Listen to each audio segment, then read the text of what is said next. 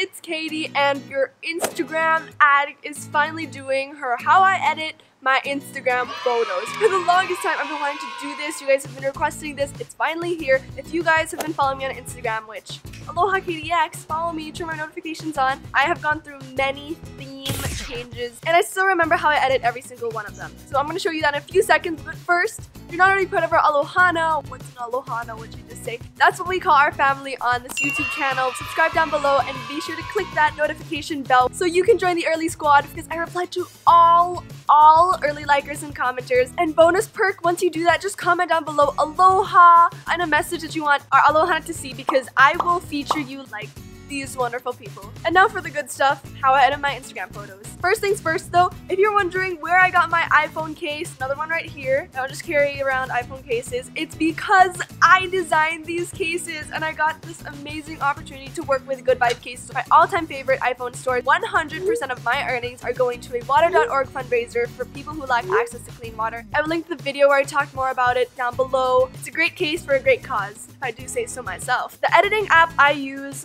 is VSCOcam. Every single photo I edit on my Instagram feed is VSCOcam. Let me take you on a trip to my Instagram feed. Recently, my feed style has been a bit more minimalistic, slight colors, but before that, it's been very colorful, vibrant, in your face. But it's this part that became a bit more Tumblr vibe, high contrast. If you just scroll down my feed, you just see similar trends. So first, I have this photo of the Abu Dhabi Corniche, which, by the way, I uploaded a Dubai travel diary, and I did a lot of amazing things there. Check out that vlog. I actually bought some of these filters, and I don't remember completely which ones are bought, but the VSCOcam store does provide some free filters. My favorite ones are A6, HB2, used to be S3. On this same photo, I'm going to show you 3 different ways I used to or still edit these photos. The first way I used to do this was my super vibrant, colorful feed. To achieve that brighten filter, first I use S3. I never use it to the max. I use it around 9 to 11 for this kind of feed. Right now, I'm going to go with 10.2. Then I will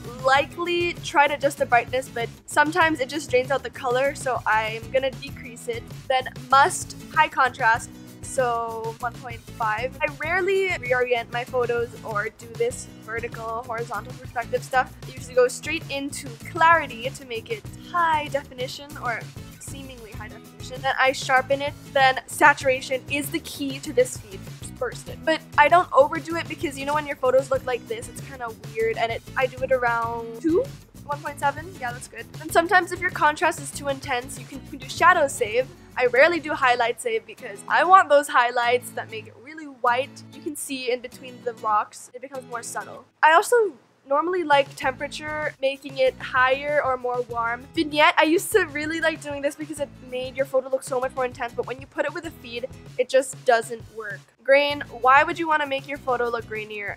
Me, I'm struggling with it being grainy enough. I don't need this. I've seen some people use the highlight tint to achieve very colored feed. So if you want to make your feed red based, people may use the red highlight tint, and they do this on every photo so that when you see their feed as a whole, it's very unified with that color. That is method number 1. And by the way, if you guys are curious on what's on my iPhone, I did that last video, so click the eye right now. The second way I'm going to do this is very Tumblr mood editing style. My go-to is HB2. For HB2, I really don't mind just going full out. It looks so good in cinematic exposure. I always play around with this. Same thing, contrast. Editing this is basically the same, except that the filter is really the game changer. For these photos, I may add a vignette to make it more intense. Voila. Then my last editing style is my current feed. If you want to copy my feed, well, give credit. No, just kidding. I use A6 because it's a very drowned out filter, but it's good for making your photo more white and balanced. So after you use the filter, you can customize it a lot easier. It's a good place to start. I normally do it around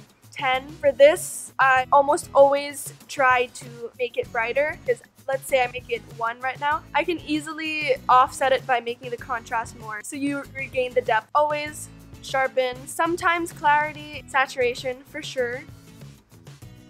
Maybe like 2. Temperature, I'll make it warmer. What I do after is I'm gonna export this and go on my Instagram to do some patching up. My recent feed has been a 2-step process. The first part on VSCOcam and the second part, oh, look at my foot, isn't it lovely?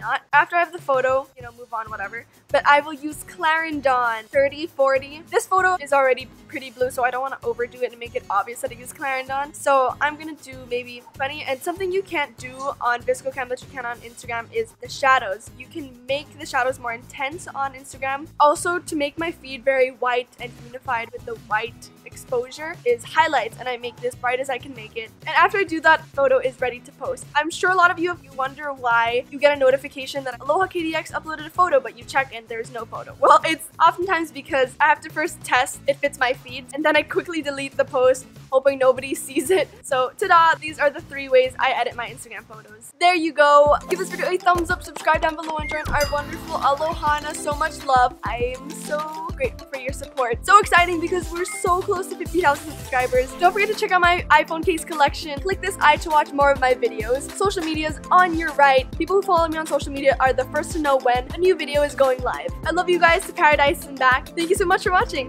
Love you. Bye guys.